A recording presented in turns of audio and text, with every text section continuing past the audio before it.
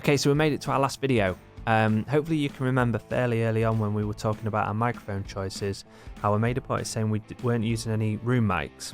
If we had been in a more specifically designed space for recording, rather than like a office sort of classroom space, then by all means I would have put a few room mics up across the room and we would have captured some natural ambience that way.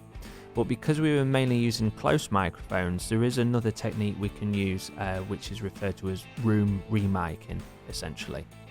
So what that means is we can send off a mix of our drums as you heard them in the last video, which was like this.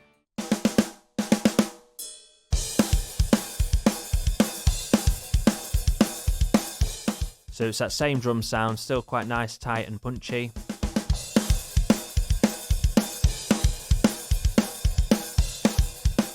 So we can send those drum sounds off, and the studio that I've chosen to use for this is a studio in Canada called Beach Road Studios. It's a purpose-built facility out in the countryside. It's got a great sounding live room, and it works for all sorts. It works great for drum ambience as well as any other instrument you can imagine.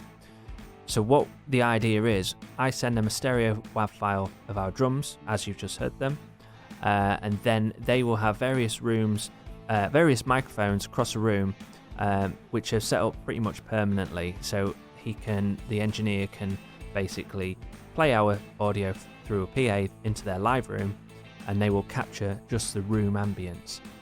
Now, from experience, this works much better than any sort of reverb plugin. Essentially, that is what we're doing. We're creating some reverb sounds. You can get great results with plugins. There's nothing wrong with doing that, and I've had great results with that in the past. But this is a purpose-built place, and it's something a little bit more real to it. So for $25, basically, the engineers sent back these tracks. So we have a pair of middle room microphones, which sound like these.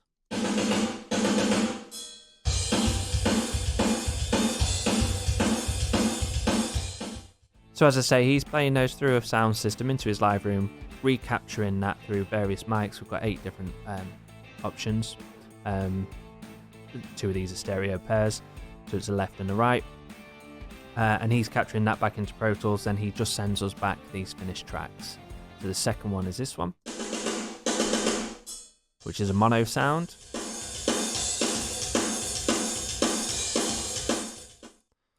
And then we have another stereo pair. These are the side walls.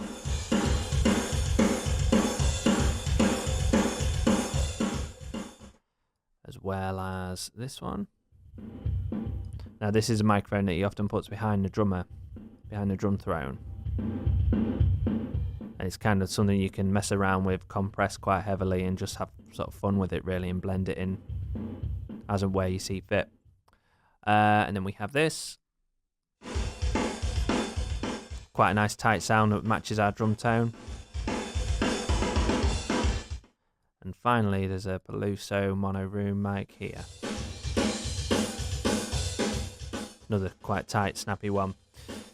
So the idea is you can mix and match these. You don't have to use them all. You might find one that you really like. You might find 4 that you really like. There's no real rules on any of this. So if we play that alongside our close mic drums.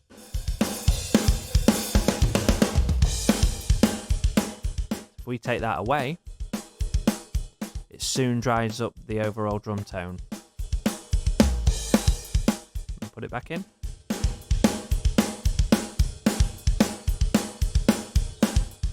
A little bit seems to go a long way with some of these as well. But you can mix and match any number of these to have a specific room blend that you particularly like.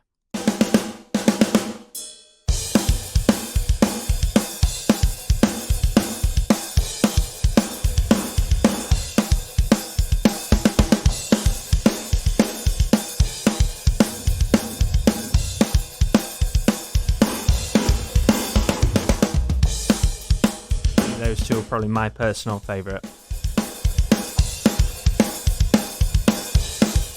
So again, we take those out. Real dry sound, which doesn't sound bad. And then we've got some natural reverb in there with that.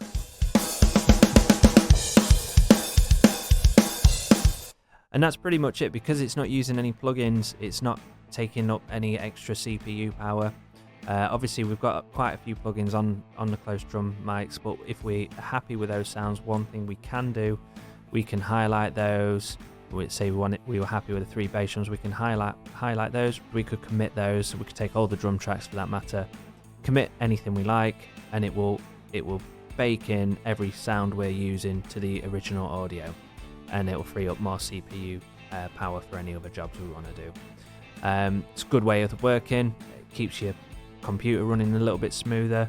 The beauty of all of this being digital, we can undo anything we've done. We can go any different blend of mics. We can remic into our own room if we wanted to. It's quite a simple process. So that's everything. One thing just left to show you, this is a picture of the live room at Beatro's studio. So now he actually has a couple of speakers mounted on the walls here, and the mics all around this room. Really nice sounding drum room. I hope that there's been a few tricks in these videos that you might think about going forwards, or that you might be inspired to try out.